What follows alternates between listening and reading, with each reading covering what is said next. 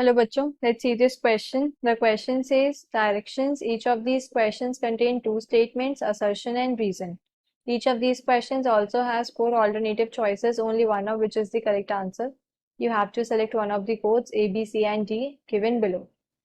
So A is assertion is correct, reason is correct, reason is a correct explanation for assertion. B is assertion is correct, reason is correct, but reason is not a correct explanation for assertion.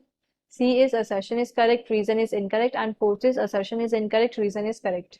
So assertion क्या है यहाँ पर? Tetracycline is a broad spectrum antibiotic and reason given है tetracycline is effective against a number of types of bacteria, large viruses and typhus fever.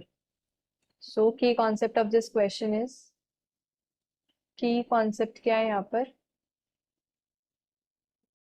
Antibiotics. Antibiotics क्या होती है?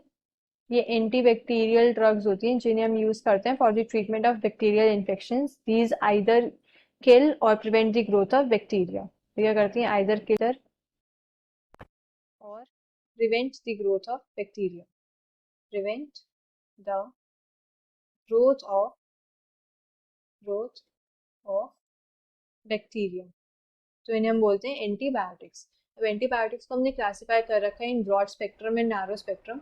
तो जो ब्रॉड स्पेक्ट्रम एंटीबायोटिक्स होती हैं, ब्रॉड स्पेक्ट्रम, ये antibiotics के एक्ट करती है on both gram positive and gram negative bacteria.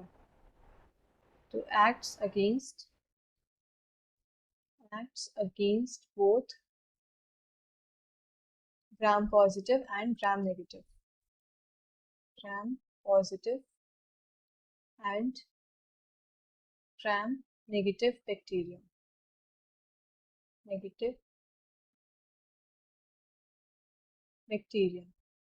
Whereas जो नैरो स्पेक्ट्रम होती है वो आइदर ग्राम पॉजिटिव पे अफेक्ट करेगी या फिर ग्राम नेगेटिव पे अफेक्ट करेगी. तो अब क्वेश्चन के अंदर गिवन है tetracycline is a broad spectrum antibiotic. तो ब्रॉड स्पेक्ट्रम के अगर मैं एग्जांपल्स लिखूं तो टेट्रासाइक्लिन क्या होती है? एक ब्रॉड स्पेक्ट्रम एंटीबायोटिक होती है.